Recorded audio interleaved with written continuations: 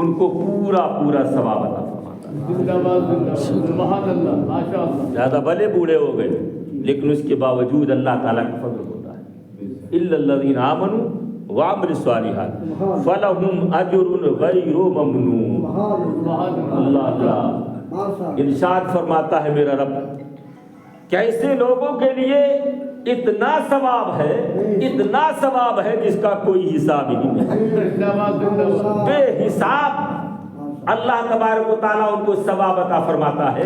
جوانوں کے لیے، نوجوانوں کے لیے تو یہ ہے کہ یہ کریں گے تو اتنا ثواب، یہ کریں گے تو اتنا ثواب، یہ نیکی کریں گے تو اتنا ثواب۔ لیکن اگر آپ بوڑھے ہو گئے، چل پھر نہیں سکتے، اٹھ بیٹھ نہیں سکتے، تو بھی اگر اللہ کی اطاعت اور فرما برداری آپ کر رہے ہیں تو اللہ اب آپ کو اتنا ثواب دے گا جسے کوئی جوڑ ہی نہیں سکتا۔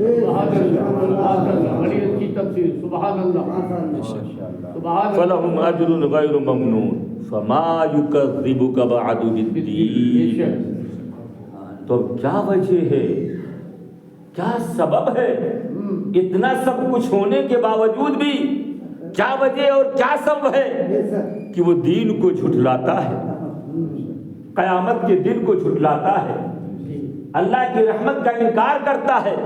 یعنی اتنا سب کچھ ہونے کے بعد بھی، اتنی سچائیاں ہونے کے بعد بھی، اور پھر بھی اللہ کی قدرت کا انکار کرتا ہے، اللہ کی وحدانیت کا انکار کرتا ہے، شرک کرتا ہے، کفر کرتا ہے، قیامت کا انکار کرتا ہے، دین کا انکار کرتا ہے۔ آخر کیا وجہ ہے؟ الیس اللہ بحکم الحاکمین، الیس اللہ بحکم الحاکمین۔ کیا اللہ تبارک و تعالیٰ سارے حاکموں میں سب سے بڑھ کر حاکم نہیں؟ کیا وہ سب سے عظمت والا نہیں، سب سے بڑھ کر شان والا نہیں، سب سے بزرگ تر نہیں؟ اسی لیے حدیث پاک میں ہے کہ جب یہ سورہ ختم کی جائے تو کہا جائے بلا، سبحان اللہ۔ یہ سورت جب پڑھا جائے اور پڑھ کر کے جب یہاں پر رک جائیں تو کہیں بلا۔ بلا کا مطلب یہ ہوا کیوں نہیں، یعنی اللہ ہی سب سے بڑا حاکم ہے، اللہ ہی سب سے بڑا حاکم ہے، اللہ ہی سب سے بڑی عزت والا ہے، اللہ ہی سب سے بڑی شان والا ہے۔ درود پاک پڑھ لیجئے، اللہم صلی علی سیدنا حبیبنا شفیعنا مولانا محمد بارک وسلم صلاۃ و سلام علیک یا رسول اللہ یا حبیب اللہ صلی اللہ تعالی علیہ وسلم۔ حضرات محترم، میں نے بڑے ہی مختصر انداز میں اس مقدس سورے کی تفسیر آپ کے سامنے پیش کی۔ بہت مشہور واقعہ ہے، ایک آدھ بار بیان بھی ہوا ہے جو اسی آیت کریمہ سے متعلق ہے، اسی کو بیان کر کے میں اپنی گفتگو ختم کرتا ہوں۔ ایک بزرگ گزرے ہیں جن کا نام حضرت عیسیٰ بن موسیٰ، ان کا نام عیسیٰ بن موسیٰ تھا۔ ان کی بیوی بڑی ہی خوبصورت تھی، میاں بیوی میں بڑی الفت اور بہت محبت بھی تھی۔ چاندنی رات میں سوئے ہوئے تھے، چاند نظر آ رہا ہے، لیکن اب بہرحال تھوڑی سی کوئی بات ہوئی۔ جب بات ہوئی تو انہوں نے کہہ دیا اگر تو چاند سے زیادہ خوبصورت نہیں تو تجھے طلاق۔ بیوی کو بولے کہ اگر تو چاند سے زیادہ حسین نہیں، خوبصورت نہیں تو تجھے تینوں طلاق۔ انہوں نے کوئی گنجائش نہیں رکھی، بالکل معاملہ ختم کر دیا، ساری سرحدیں عبور کر گئے، سارے باندھوں کو توڑ ڈالا۔ جیسے ہی انہوں نے یہ کہا فوراً بیوی بستر سے اٹھ جاتی ہے، فوراً پردہ کر لیتی ہے، فوراً دوسرے کمرے میں چلی گئی۔ انہوں نے کہا آخر تجھے کیا ہو گیا؟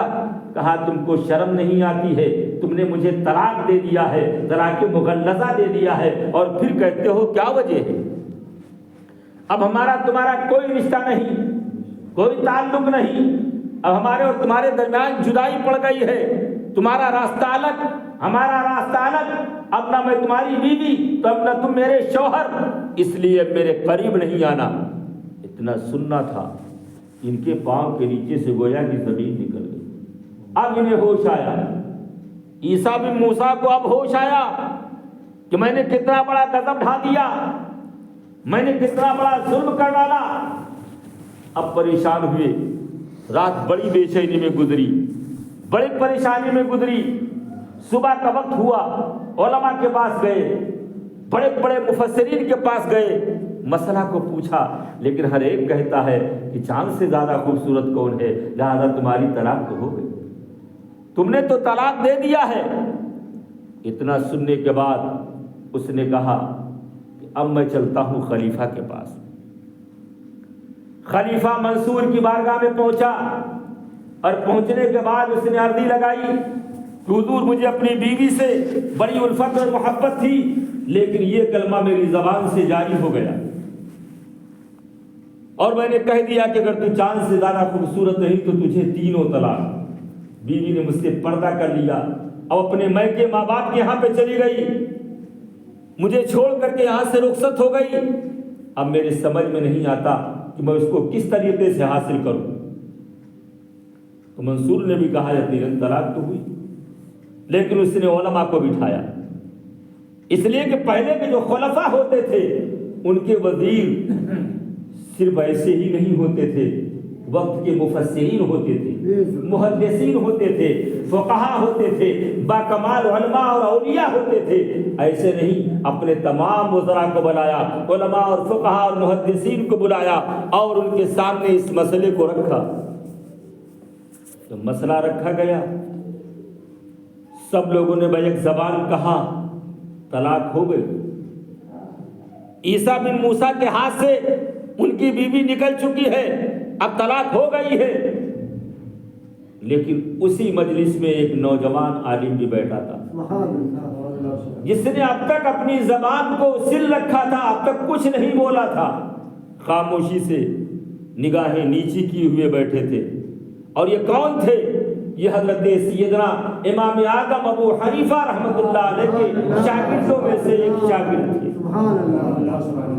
ان کے شاگردوں میں سے ایک شاگرد تھے جو اس مجلس میں بیٹھے ہوئے تھے۔ خلیفہ نے کہا صاحبزادے تم کیوں نہیں بولتے؟ سارے لوگوں نے تو فتویٰ دے دیا، اپنی اپنی بات رکھ دیا، لیکن کیا وجہ ہے کہ اب تک تم خاموش ہو؟ تم کیا سوچ رہے ہو؟ تم کس فیصلے پر پہنچے ہو؟ انہوں نے کہا اگر اجازت ہے تو میں بھی اپنی رائے سے آپ کو مطلع کرتا ہوں۔ کہا بالکل اجازت ہے، بولیے۔ آپ نے فرمایا، قرآن پاک میں اللہ رب العزت ارشاد فرماتا ہے لقد خلقنا الانسان فی احسن تقویم، یعنی ہم نے انسان کو سب سے بہترین صورت میں بنایا ہے، لہذا انسان، ان کی بیوی بھی انسان ہے جو چاند سے بھی زیادہ خوبصورت ہے، اس لیے طلاق نہیں۔ اس لیے کہ ان کی بیوی وہ بھی تو انسان ہے، اور انسان کو اللہ تعالیٰ نے ہر چیز سے اچھا بنایا ہے، ہر چیز سے خوبصورت بنایا ہے، ہر چیز سے شاندار بنایا ہے، لہذا چاند ہو، چاہے سورج ہو، کہکشاں ہو، نجم ہو، ثاقب ہو، کچھ بھی ہو، سب چیز سے اللہ تبارک و تعالیٰ نے انسان کو حسین اور خوبصورت بنایا ہے، لہذا ان کی بیوی کی طلاق نہیں پڑی ہے۔ اتنا